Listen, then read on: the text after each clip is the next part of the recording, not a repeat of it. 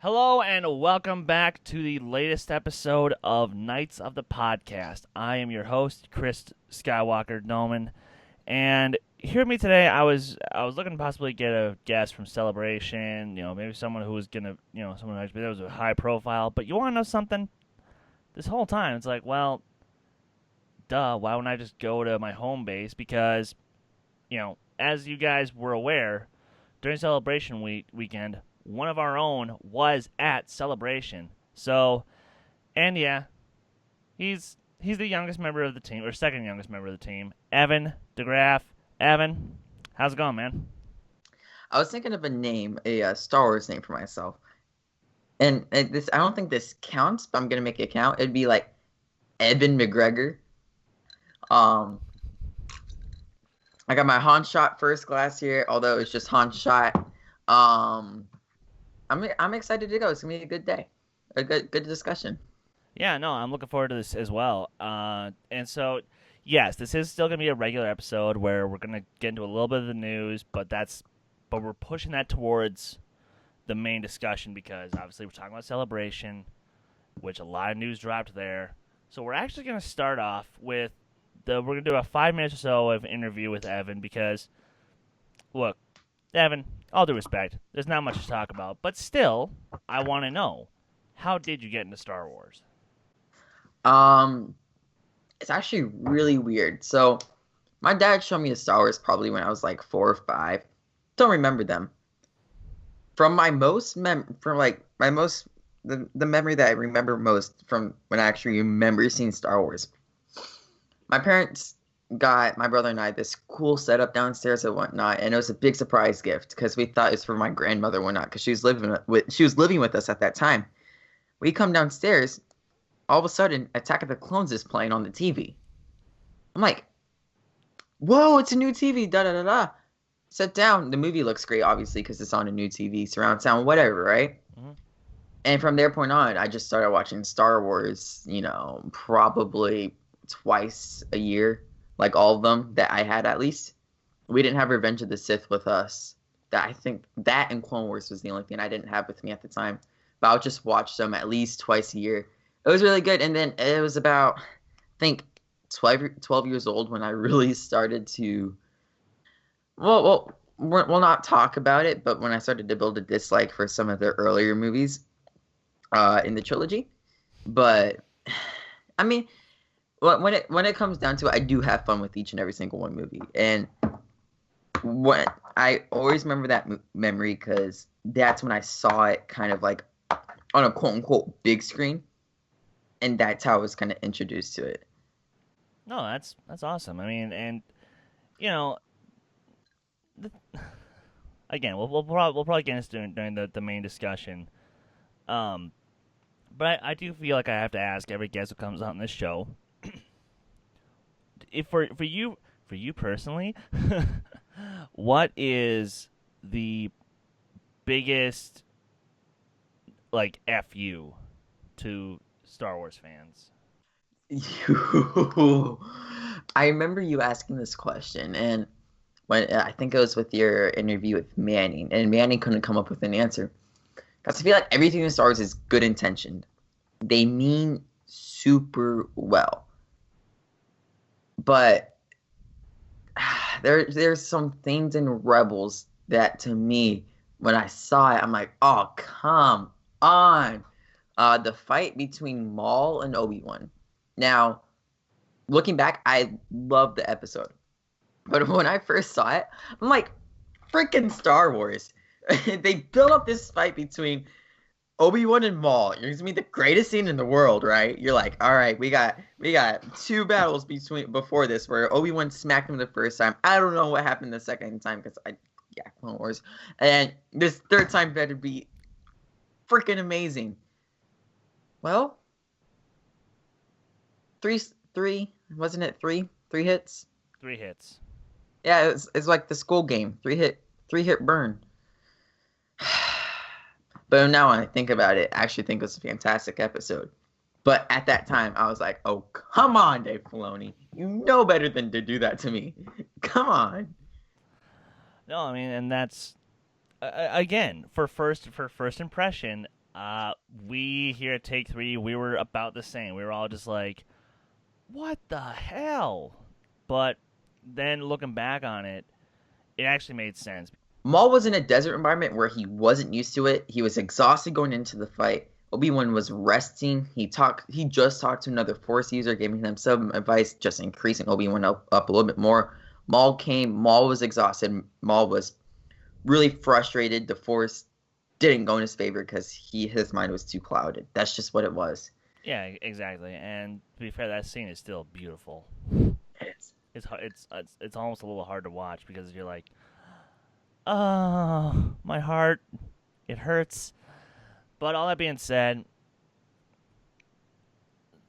let's just quit beating around the bush here. Let's get into this. Celebration, baby. Star Wars Celebration Orlando 2017. Now, let's start this off. This was your first convention, wasn't it? First ever big, small, medium, large, tiny, just convention ever. And I got to go to Star Wars Celebration. For free. For free. No, exactly. Now, just sort of started off by just taking us through each day of what you did while you were there. All right, so Thursday I got there late because my parents still made me go to school. But I got there, right? I'm trying to get into the Jedi Collider, the Jedi Council Collider panel. Didn't get into that, but what I did learn was I saw a bunch of posters with Leia on it with the sun kind of in the background. You know what poster I'm talking about? Yeah, yep. Yeah, looked absolutely beautiful. And I went onto the main floor while waiting for some of the other dudes over from the Jedi Council panel. And God, the amount of buzz already in the main hall on a Thursday night was absolutely incredible. People were already talking about, wow, what a great panel was that. That was amazing. On the main floor, I just saw some stuff that I never think I've seen before. Like this poster that there's this Mandalorian. That's a pretty bomb poster. Yeah.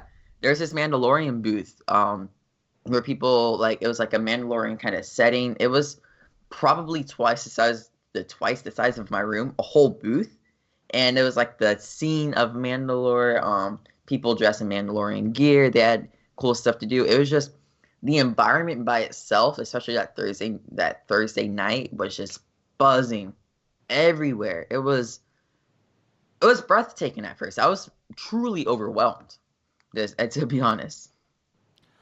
Yeah, I mean, and from everything I was watching during the live stream brought to us by the Star Wars show, speaking of, did you walk up to the stage at all? Did you watch any of the? Yeah, it was live? Actually, the hype was real right there. People were like,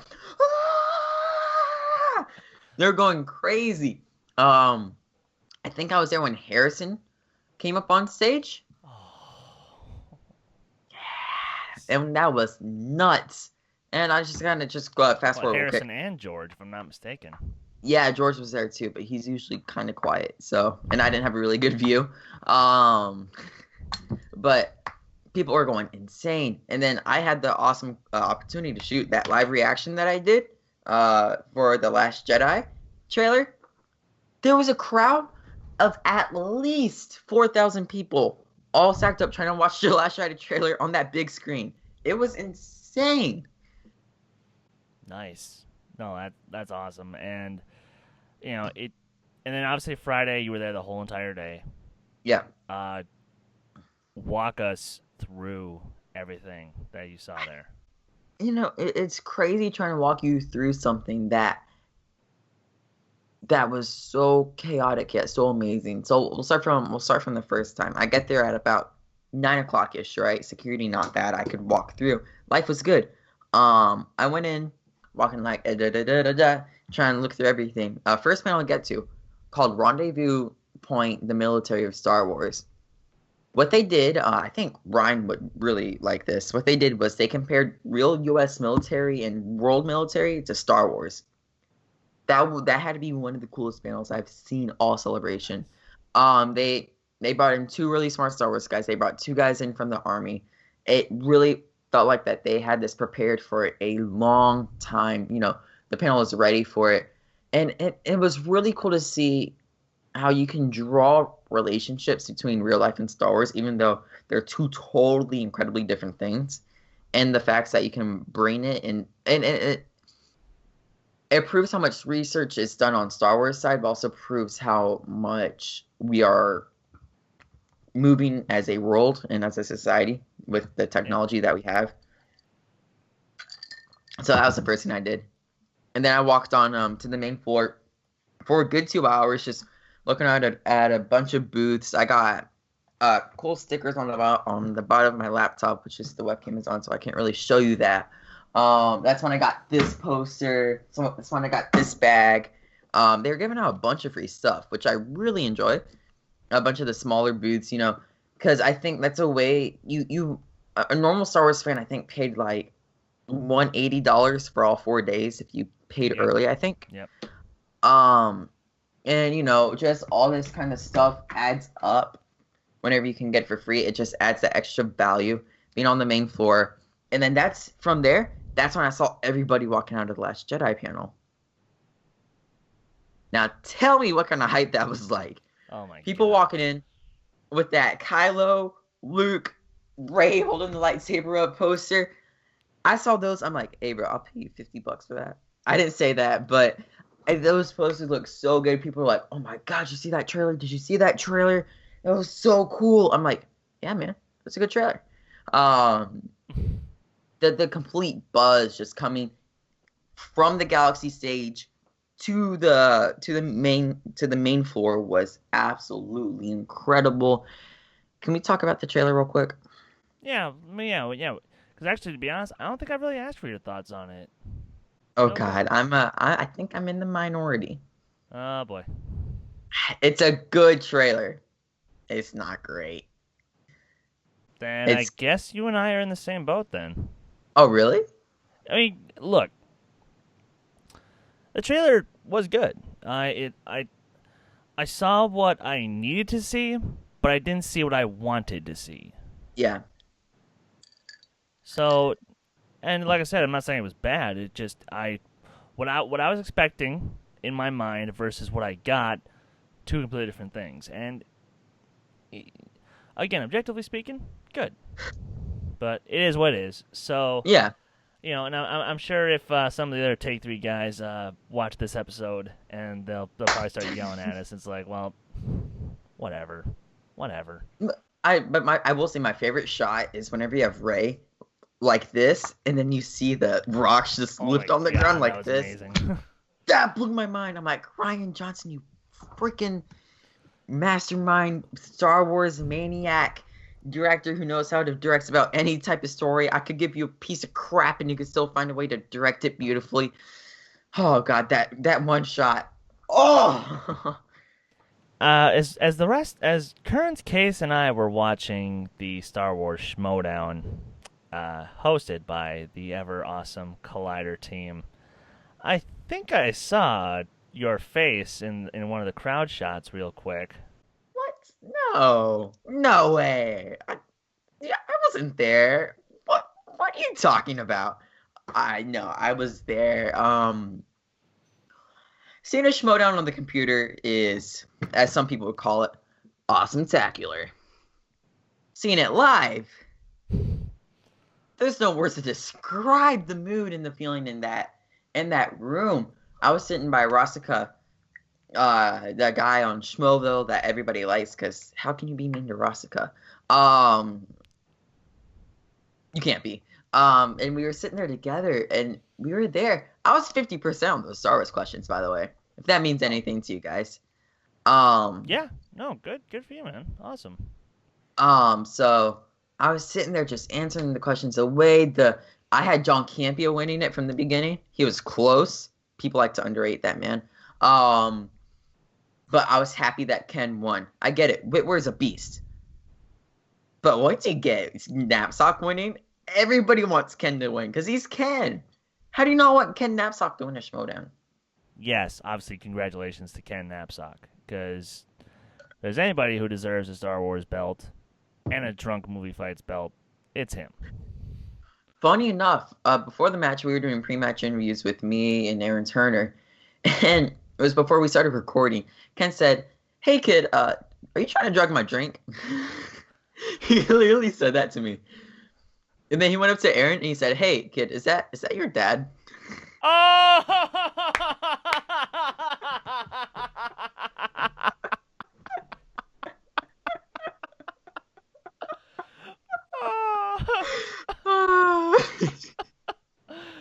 I totally see that happening. That's awesome. So Ken cracked 2 jokes on me. He thought I was drugging his drink, and he thought Aaron Turner was my dad, both which are incorrect, but still absolutely hilarious. Ken Knapsack is an absolute god in this business. Improv is great at any extent, but let's keep moving on with Star Wars. So Friday was freaking cool. Schmodown was amazing. If you ever get to see it live, please find a way to do it. I'd really appreciate it, guys. Go, just fly somewhere. But yeah, it was definitely on another level of hype for me. Schmodown. That's all I gotta say.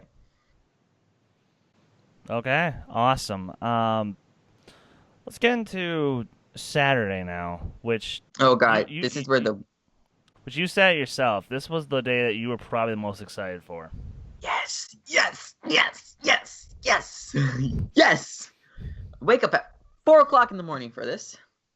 4:00, just because I really want to get into these panels. So we started off waking up at 4:00 in the morning. I like a sandwich or whatever. I drink some Arnold Palmer tea, get some caffeine into me, right? Start my morning, and I'm walking in there. By the way, guys, because I was pressed, I got into the Rebels panel without having to deal with any stress at all. Reserve seating. I had the Kleider guys sitting right behind me. Chris Hartwell on my right. Life was good. And I'm waiting in there. And it was really cool to see how many people were just standing in a line just for a Rebels in a Battlefront panel this day. Like, why would you? And then I thought to myself, I'm like, wait, this is what fandom should be. Yeah. And we had this conversation on the live show yesterday. Yeah, this is recorded on Saturday, guys. Sorry, spoiler alert. Some of this stuff takes time. And like, I just the amount of not anxiety but excitement around the whole line itself. There's Rebels panels coming out, there's Battlefront panels coming out, and let me tell you, I got my Battlefront wristband. I got what was the other one I went to that day? I can't remember. The Rebels. Yeah, and no, I got another wristband too because I had a press Rebels wristband, but that's besides the point. I got in there and it was a good time. That line whenever it's the line to get into the main entrance after you get your wristbands and stuff, that's when you see everybody just talking to each other. It felt like a community. Star Wars right there and then actually felt like a community, not like a cult. Which What are you to trying be to say, fair, Evan? some Star Wars fans make it feel like a cult. You know that too. Yeah, and granted, I would probably be I'd be the head of one of the nicer cults if I was one. Right there, it felt like a community. It felt very much everybody was excited for a common purpose.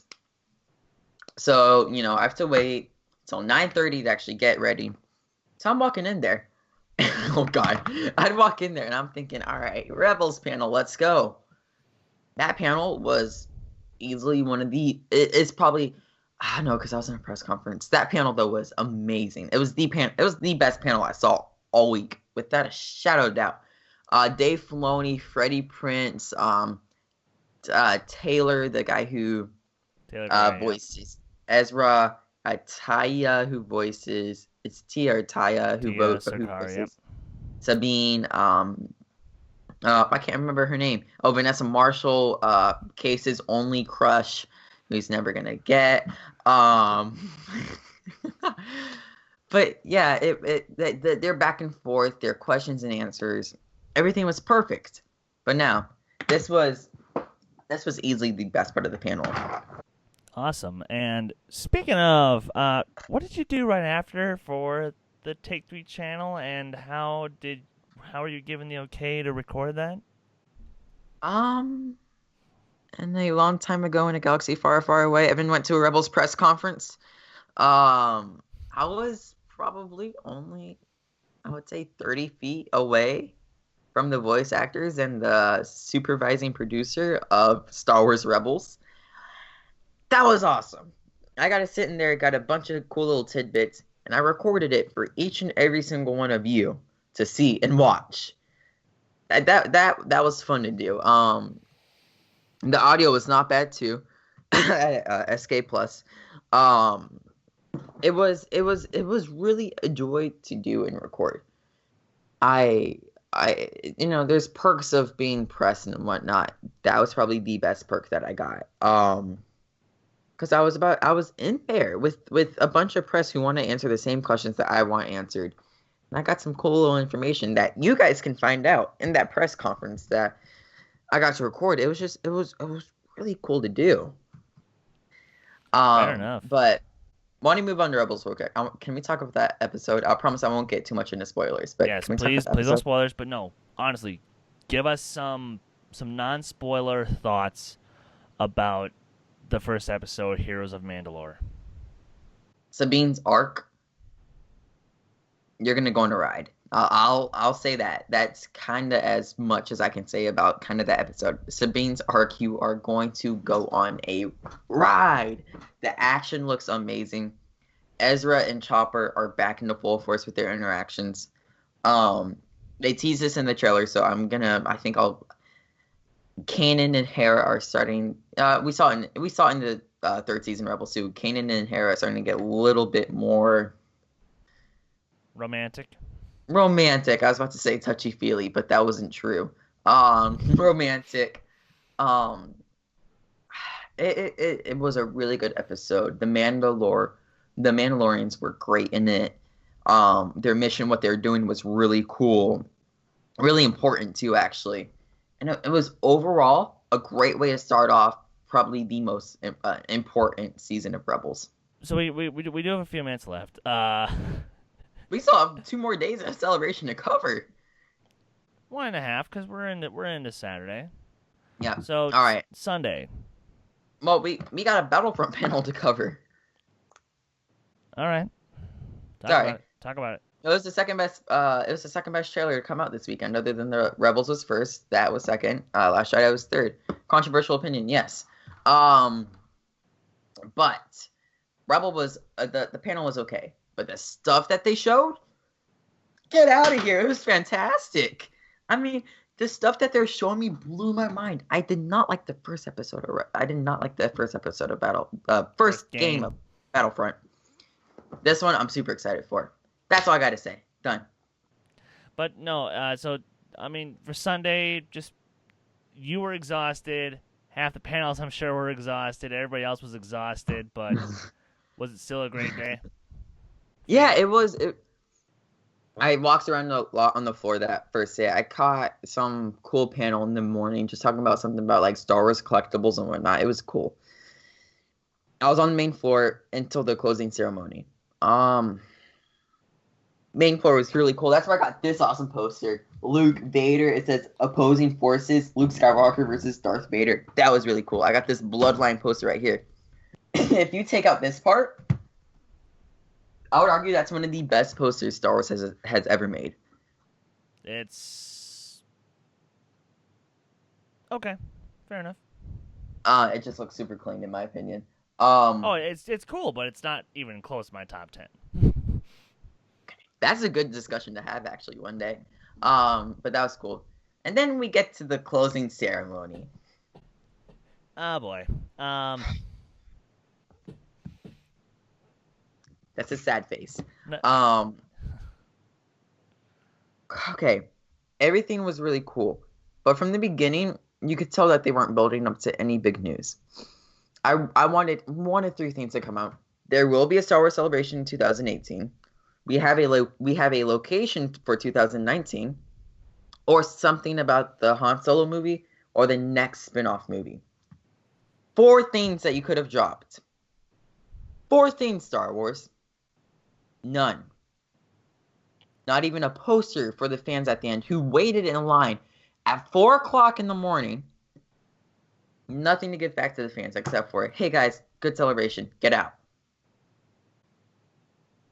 well, On it on, could have on been reflection of this, that bad. it But it was I understand how it felt like that though. because at first I was like, okay, it's a decent panel, whatever. But when I think about it now, Star Wars, you missed out on a you gave away Carrie Fisher posters for the 40th anniversary panel. You couldn't give out official celebration posters at the thing or a small tidbit to the fans who waited in line for that long. It just blows my mind that you had a big opportunity to say goodbye and really make the news in so many different outlets. No, nothing. I was disappointed. I'm still disappointed. Sorry, guys. No, I mean, and that's completely fair. I share your disappointment, mostly because they didn't have enough people there. I get why Mark wasn't there. He didn't have a voice anymore. But, seriously, you couldn't have maybe brought Hayden out back because he was there the whole week. You couldn't have brought Ian or Ray Park or Warwick Davis was there, but He hosted it. exactly. But that was it. It was him and like two other Yeah. people. It's like, what the hell? Where is everybody? Dave Filoni. Pablo Hidalgo was there, but Dave Filoni wasn't there. Whitwer couldn't have been there. Whitwer was done. Well, Didn't mean to. no. It's not sad. Honestly, it's constructive criticism.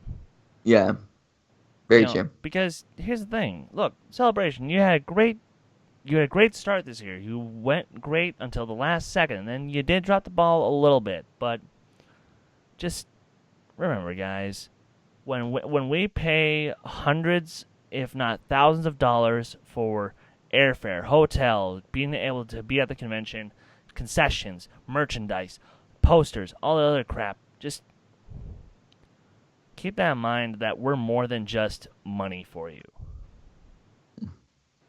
So, but that being said, away from a serious note, let's close the show with my favorite little segment called Once More with Feeling. And what we're going to do is Evan and I are going to do a scene from whether it's a Star Wars book, a comic book, a game, a TV show, or a movie of our choosing. We're going to do the scene once seriously, and then one time with a gimmick. So, because Evan's experience in this franchise is a tad more limited, we set our sights on Rebels.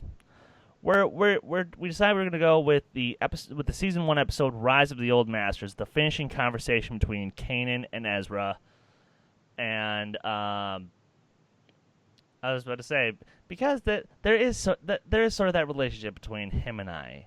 Oh God. He can deny it all he wants, but it's kind of the truth.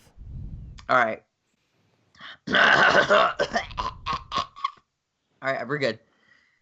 That was a really dumb bit. Sorry, guys. Not all jokes are good. Okay. Well, yeah. No, for example, just look at some of the jokes that I made last night in the live show, or some of the jokes that you guys don't see in some of the Schmodown reactions. Yeah, bad. So, that being said, Evan, I take it you'll be playing the role of Ezra today? Look, don't bother saying it. I'm letting you off the hook. Yeah, I'm playing Ezra. What are you talking about? I know you wanted to dump me on Luminaria. Just because she's gone doesn't mean you're stuck with me. Well, I don't want to dump you. I just wanted you to have the best teacher. Well, I don't want the best teacher. I want you. Not not that you're the best. I Ezra, I'm not going to try to teach you anymore. Because if all I do is try, that means I don't truly believe I can succeed. So from now on, I will teach you. I may fail, you may fail, but there is no try. I understand, Master. Let's see if you do. Oh God, I didn't realize I had the try quote in here, and then and then I saw. Case kind of halfway picked out the scene, didn't he? Well, to be fair, it's a shorter scene. So, and to be fair, I wanted a shorter scene because this is already a long enough episode. So, let's stick around for a minute now, and I have an idea. Let me pitch this to you. because I have another good one I want to pitch to you. All right, let me say mine first, and then you can go.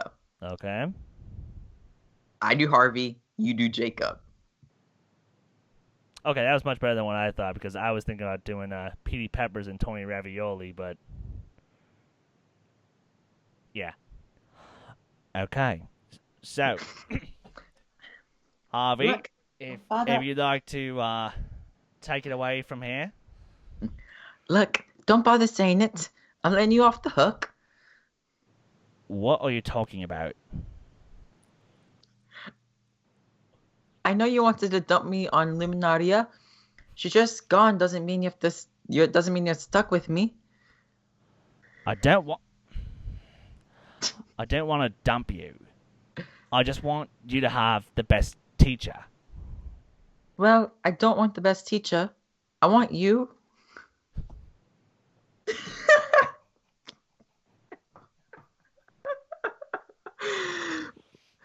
Not, not, not that you're the best. Okay, Ezra, I'm not going to try to teach you anymore. If all I do is try, that means I don't truly believe I can succeed. So from now on, I will teach you. I may fail, you may fail, but there is no try. Okay, Case. You, I get it. Do not. There's no try in that bullshit. But I understand, Jacob. Let's see if you do, you little British piece of shit. Jonah, I I'm started coming this for shit. you.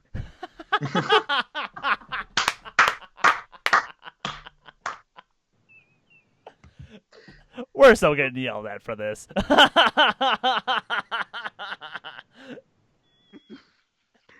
God. Oh, man.